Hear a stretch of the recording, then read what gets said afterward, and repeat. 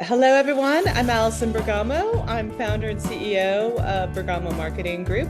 My firm provides AI advisory services as well as coaching and training in generative AI tools, sales enablement campaigns, and basically future-focused marketing for high-growth B2B technology companies. So really excited to be here today. Thank you for having me. Yeah, awesome. Allison, thanks for joining me. I've been really excited about this conversation.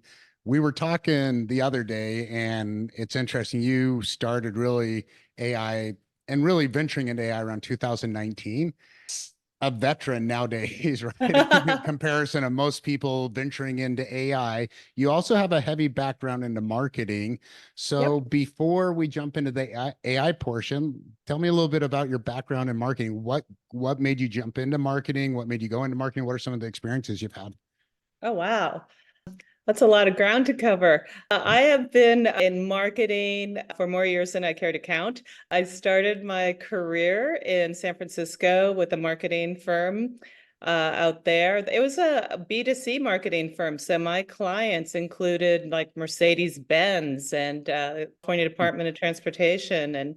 And what got me into marketing was really a relentless curiosity about consumers and how they buy and what kind of experience they want when interacting with different companies. So over the years, I've worked for companies ranging from bootstrap startups to global companies. Now, I've had the pleasure of working for companies like Cognizant, Micro Focus, Pax8. I was their Okay. first director of partner I didn't, education I and, did not know that. launched Wow. Pax8 Academy.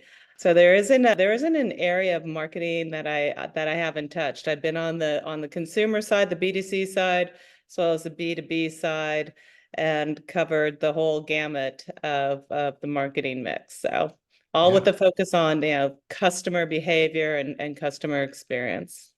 Wow, that's some amazing experience. And marketing's really important when it comes to AI. And, as we have this conversation, you have this intersection of AI. So the intersection of AI and humanity, the intersection of AI and that intersection is just multifaceted, right? It's all over the place. So Right. intersection of AI and cybersecurity. But I think one of the most compelling and probably prominent use cases of AI right now is in marketing. Yeah. So talk to me a little bit about your, I guess, entry into AI in marketing. You said that was around 2019.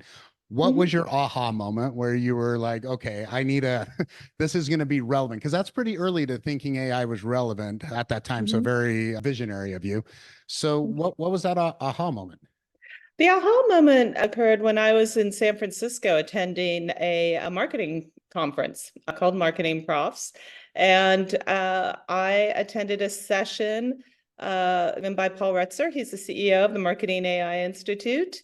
And it was, like I said, in 2019, and his session was talking about the future of marketing and AI. And I tease him about the fact that it was a kind of a lightly attended session because people weren't really, it wasn't on the radar. AI wasn't on their radar, even though AI has been used in so many different companies for decades.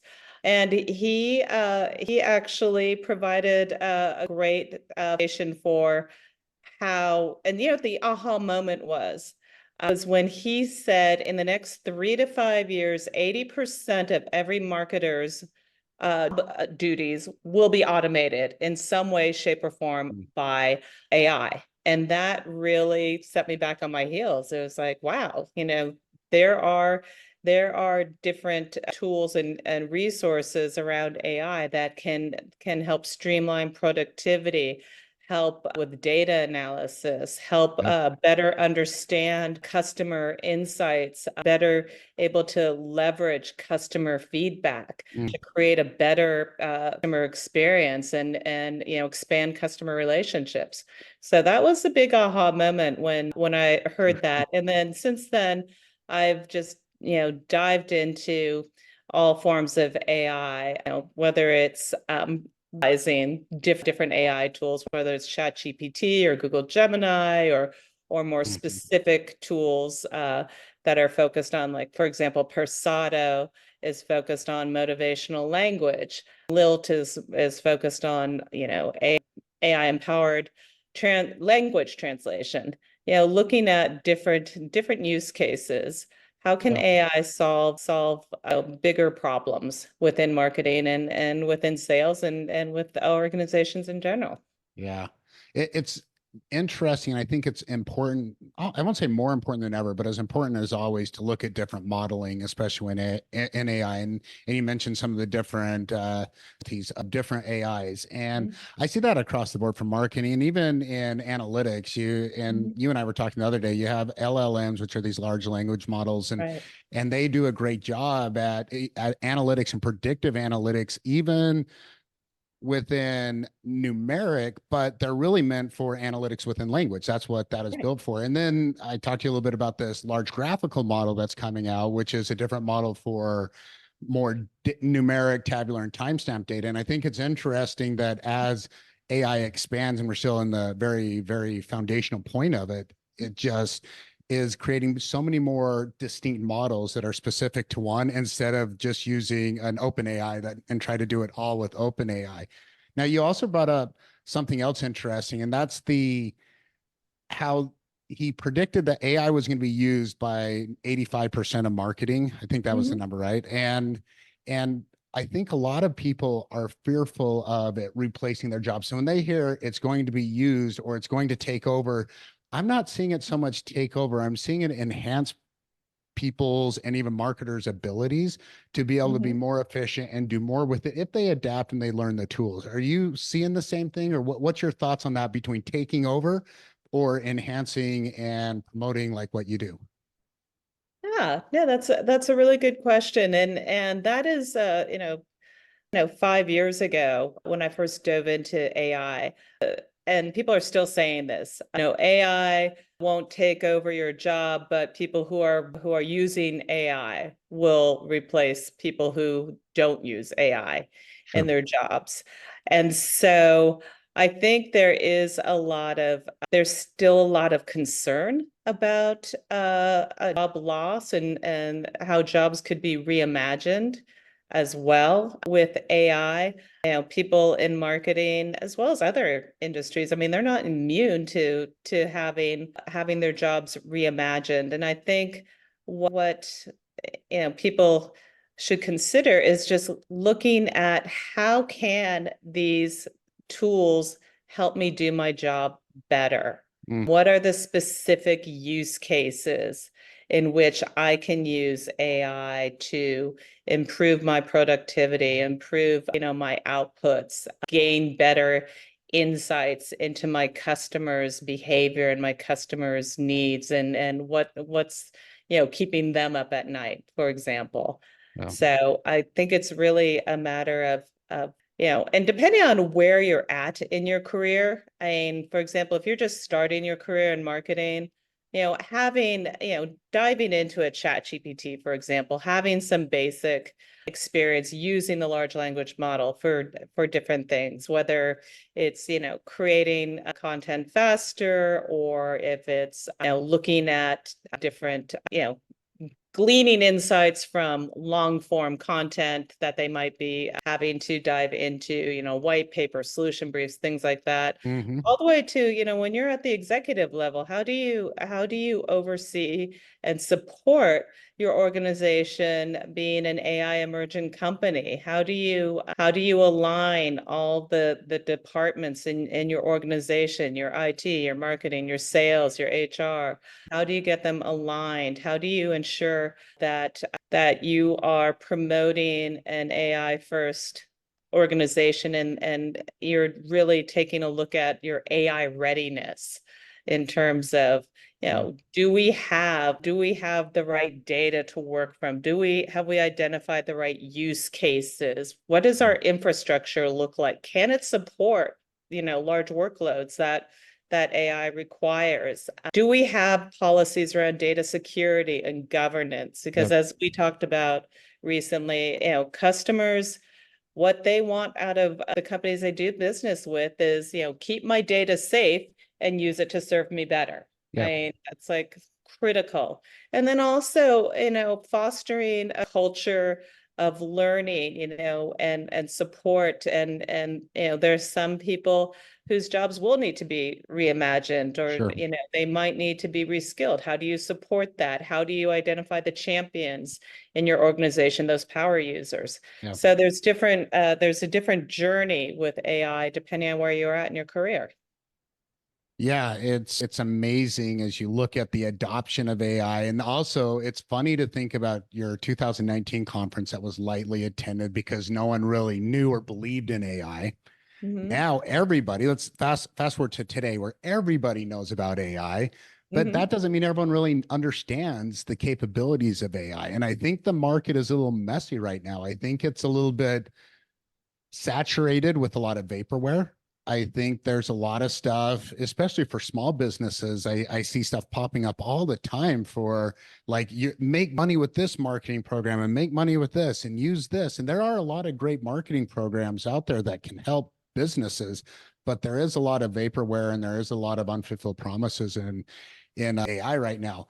Before I jump into AI, I want to jump a little bit more into this. I want to go not down a little bit of a trip down memory lane of marketing and old technology that had to be adopted or was adopted where, and I think this throughout the history of marketing, you could probably talk about this just for hours. But for example, so my first job as an IT director, I worked for an international printing company and we Okay. printed billboards. So large format billboards, building wraps, things like that.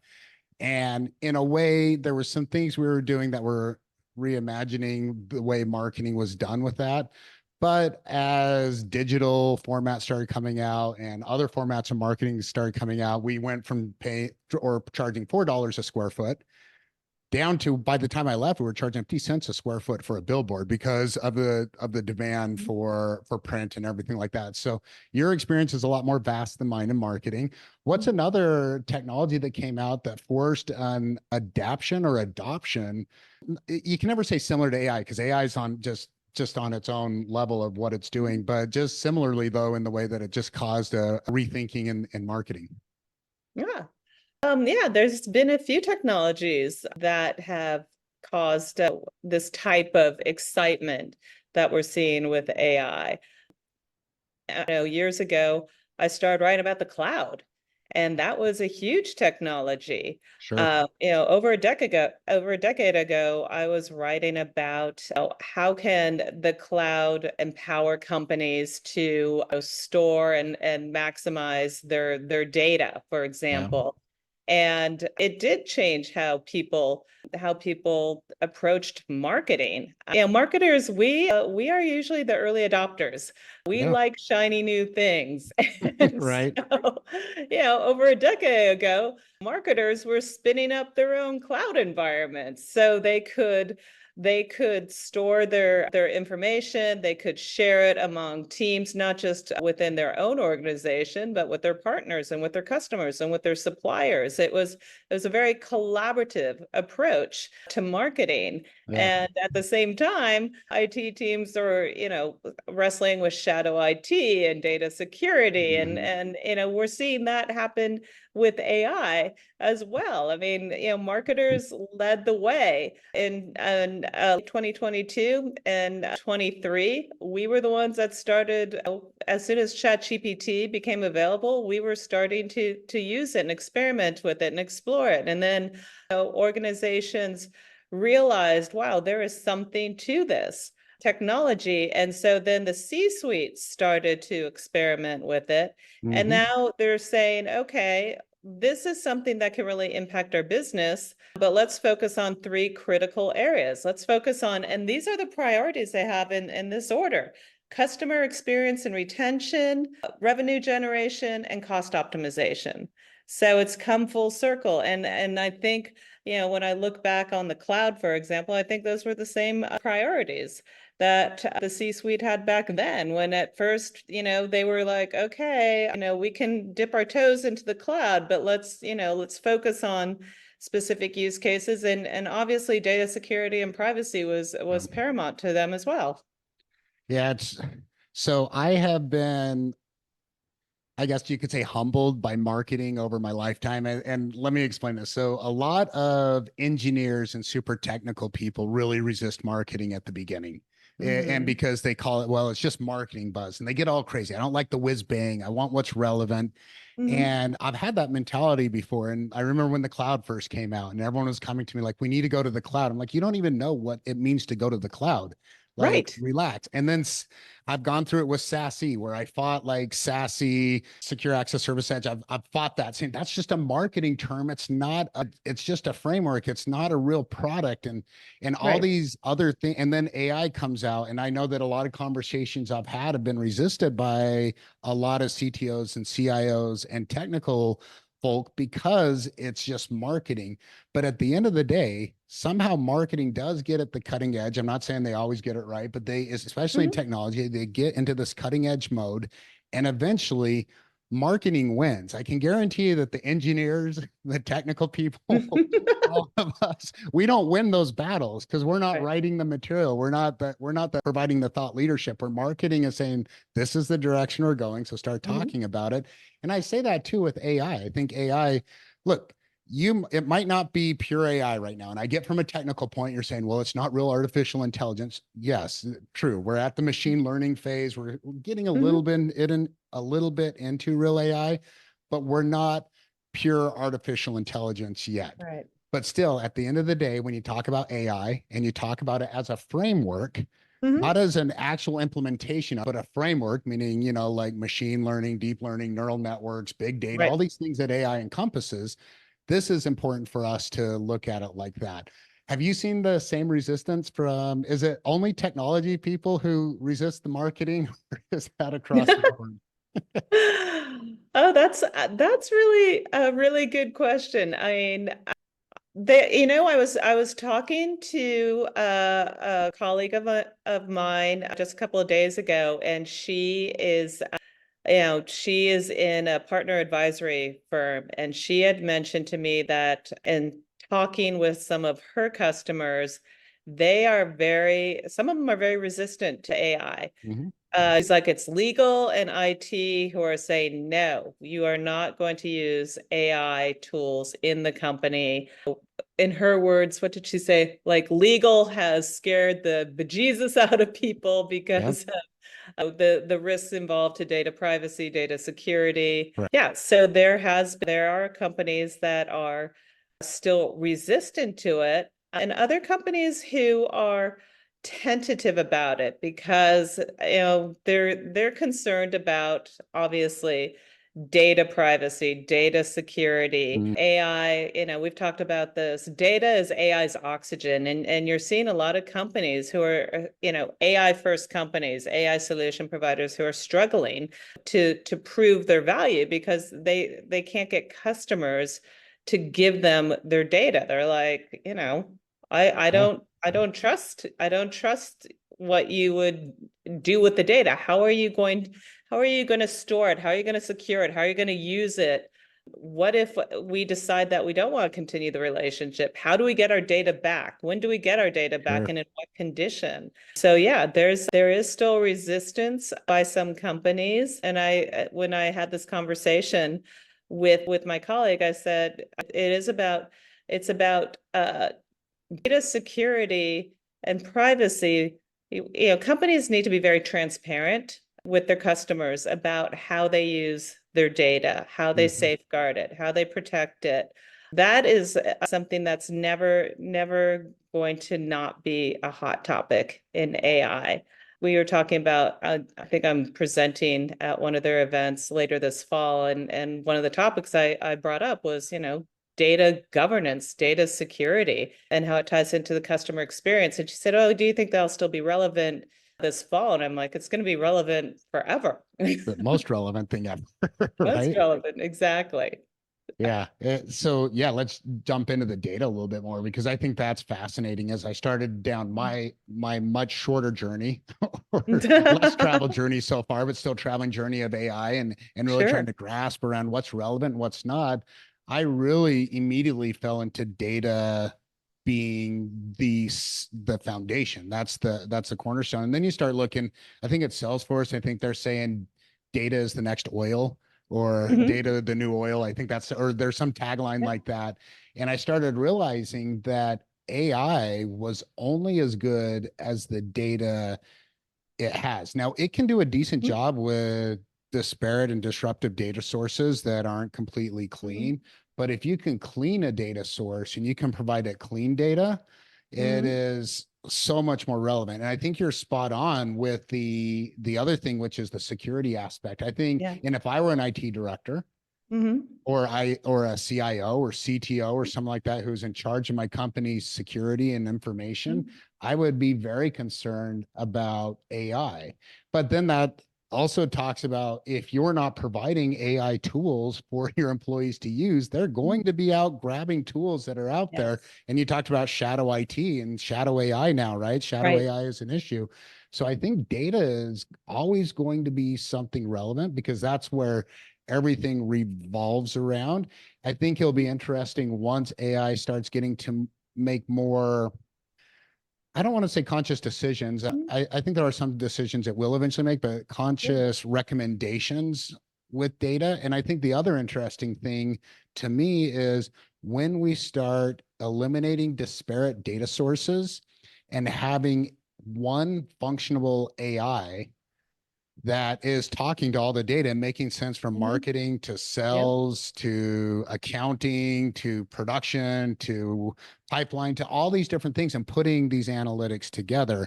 Where do you think, aside from security, which is obviously, I think, the top Mhm. priority for us for top priority first for implementing AI, where else do you think this data, the data and the AI with data takes us?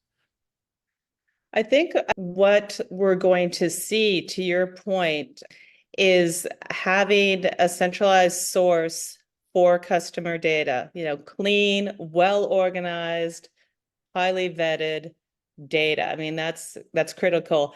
That is integrated into your AI platforms, into your analytics tools.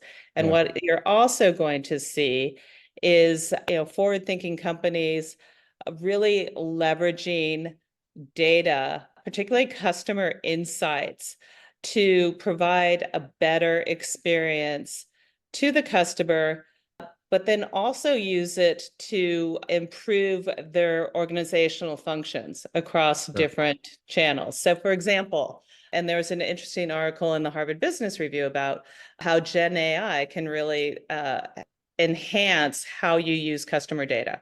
So, Sure. for example, a customer reaches out to a grocery store and says, "Hey, I purchased a chicken in your deli department and found out that it was 2 days past its expiration date, and I couldn't use my rewards card. But I got in touch with the store and in the deli department was really nice and really helped me, but I'm still having some issues." So you're looking at Yes. multiple customer issues. Not only are you looking at, okay, there's a supply chain issue because you have expired meat on your shelves. You have Mhm. an IT issue because the customer couldn't use her, digital rewards card to get whatever discount the chicken was on Yeah. sale for. And then you have an HR opportunity to reach out to this person at the store who helped the customer.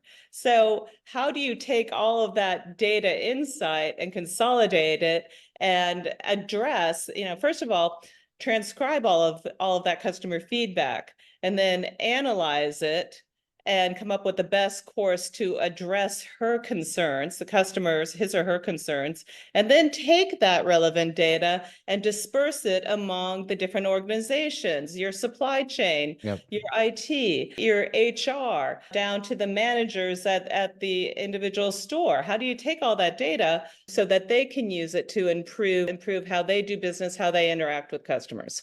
Yeah, I think those type of analytics that allow businesses to pivot quicker and be able to tie multiple issues or either issues or good things that are happening together, and then again adjust and make a change. And I know in sales, it's always a big issue is how do I adjust? What are those things that are making the difference and what aren't? I think there's a couple things. And as we start looking at now predictive analytics and AI, Yeah.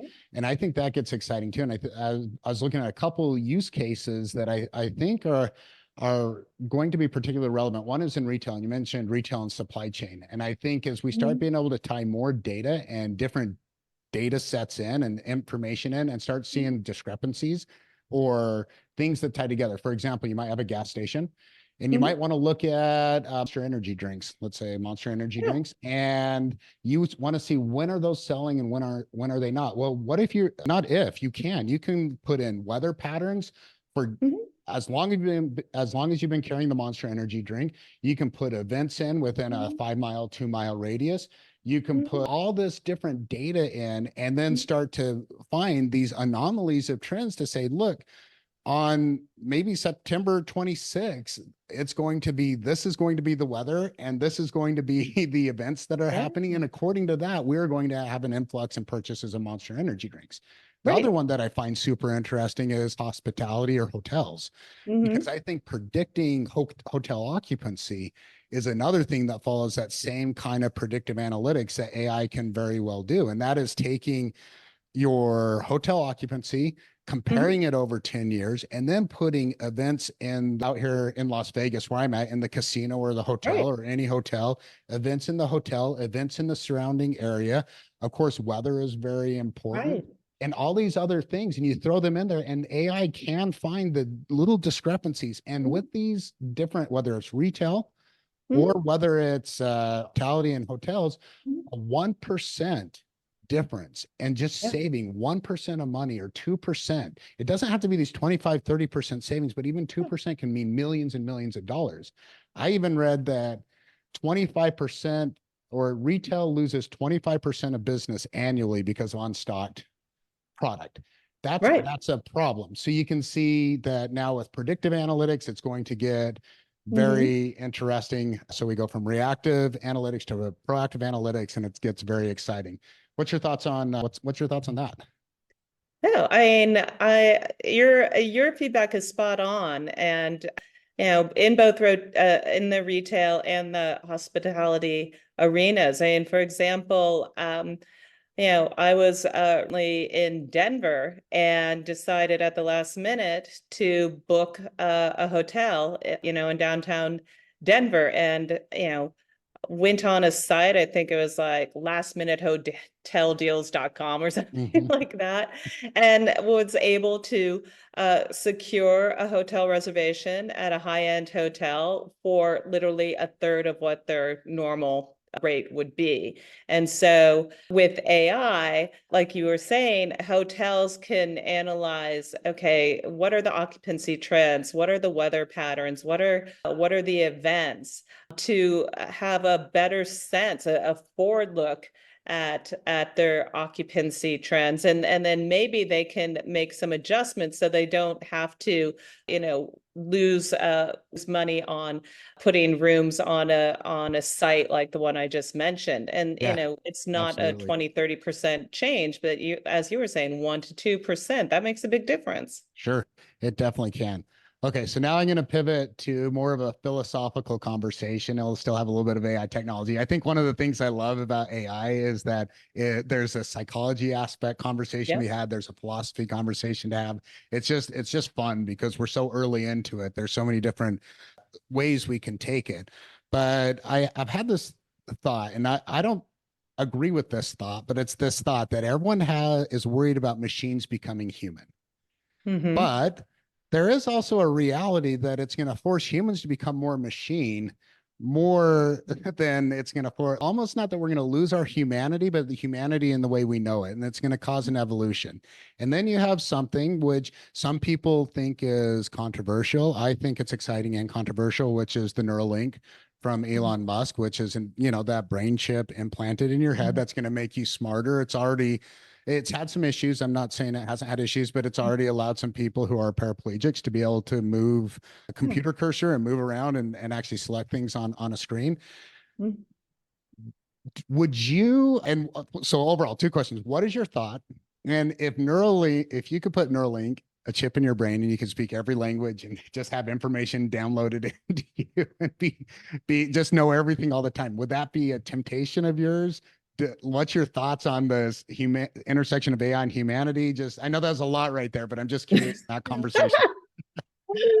No, these are great, relevant questions. I think in terms of AI and humanity, I have actually, when I have spoken at different IT channel events, inevitably I have someone ask, do you think AI is going to mean the end of humanity as we know it? And I don't know if it's the end of humanity as we know it, but it, I mean, that's a pretty dire prediction. Right. But I think it will and is impacting how we interact with technology, how we interact with ourselves. Absolutely. But I also have said this for a few years now. It's AI is a tool. It's not an easy button. I mean, humans have to be in the loop. And I think people who just quote unquote give up control to AI and have it do everything in their lives and rely on it for every insight. I think that's going to be a challenging scenario. I think you need to have a measured, rational approach to using these AI tools, and you need to have specific use cases for them. How is this going to benefit me? Personally, how is this going to benefit me in my job? Also, how's it going to benefit, how's it going to benefit humanity? We could spend hours talking about, AI being used in healthcare and what you were talking about with Neuralink. There's a potential to do a lot of good with AI. And then to answer your question about Neuralink, would I have it embedded? If I had a specific reason, a use case that I wanted to use it for, I would love to be multilingual, for example. Right. That would be amazing. Would I be able to have that ability to do more good in society as well? Sure. So, yeah. Yes. And not just AI, right? But if you look at any technology that's out there, and let's start with the cell phone. The cell phone has been an amazing invention, and it's been a horrible invention at the same time. Yes. Right. I love that I can get in contact with anyone. And then you think about, I know when I was raising my kids, they didn't have cell phones, but now kids do. And that would have been a wonderful thing to always be able to get a hold of my kid and make sure they were okay. So there's the good and then there's the bad, because now I can't disconnect from it ever. And then you talk about social media. Social media is great. And I think social media, especially if you're looking at Facebook, is even being adapted by older generations more than younger right now, because they just want to keep in contact. It's just a way for them to hop on and see how their grandkids are doing, their nieces are doing, and all that. And it's great. Now, social media also causes a lot of damage and a lot of emotional and psychological damage for teens and preteens. And so there's this damage. Again, there's this push and pull of good and bad. And then you go to AI, and I believe it's going to be the same thing. I think in many ways, it's going to help us. It's going to make humanity better. And it's also has a challenge of us relying too much on it and maybe us losing, like I said, there could be us losing our humanity, but not in the way AI. Again, I don't think if we lose our AI, our humanity, it's going to be Terminator, where there's going to be machines fighting.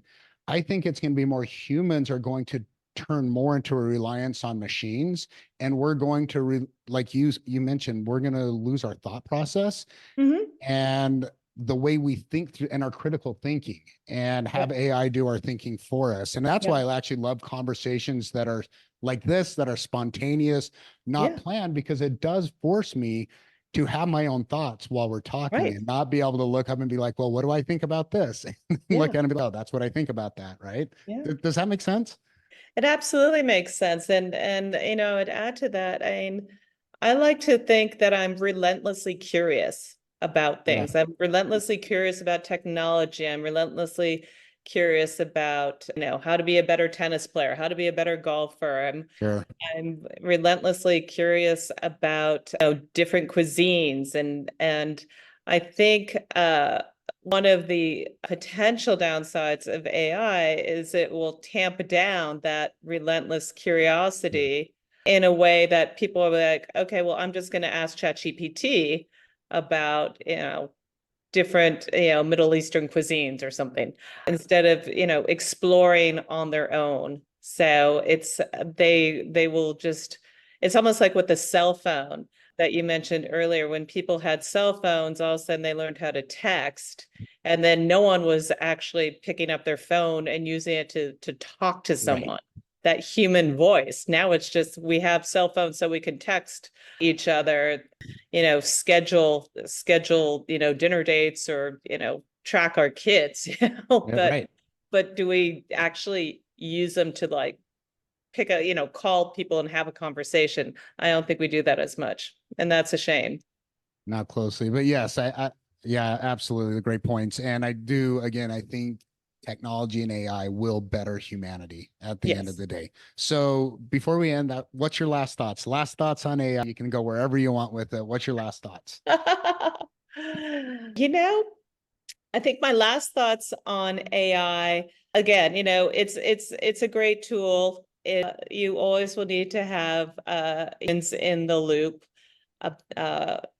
You need to have the human insights, perspectives, experiences when using these tools. Otherwise, we're going to lose our superpowers, our relentless curiosity, our innovation, our collaboration, all those qualities that make us great. At the same time, I know there are people who are tentative about using AI, and some that, and I just posted something on LinkedIn, of who feel like, oh my gosh, I'm behind in AI. Yeah.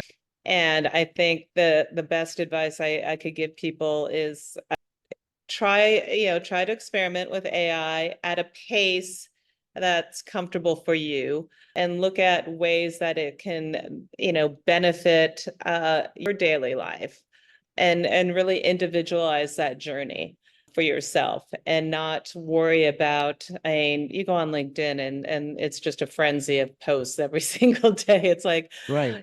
Try to shut out the noise and focus on how these tools can make things better in your lives. So. Right. I 100% agree with that. And I think it just made me think of LinkedIn and how much stuff there is. And I always appreciate original thought content on LinkedIn. Yes. And not to brag, but I think that's one of the things that I love to do is original thought content. I don't like taking just articles and copying and pasting. Not that that's wrong, but it does cause so much noise. And I think when you look at original, like thought leaders like yourself, who have just great original content and ideas because you've been experiencing it and you've been doing it. I know 2019 isn't long, but you've been doing it longer than most. I think there's a lot of people out there that you can look to actually learn, that are giving you real insights and real information that make it interesting. So absolutely. Allison, what an amazing, fun conversation. I absolutely appreciate you jumping on and taking the time and just sharing your insights and wealth of knowledge with me. I hope to jump on and have more conversations with you in the future. But again, thank you so much. It was wonderful. I really enjoyed it. I loved hearing your insights, your original insights. And if I could just add one more thing. Sure. With AI, I think you just need to decide for yourself, know when to use it and when not to use it, and preserve that, you said, that original thought, because that will trump any technology. So that's all. Thank you so much. Thank you. It's great catching up with you. We'll do it again soon. Absolutely.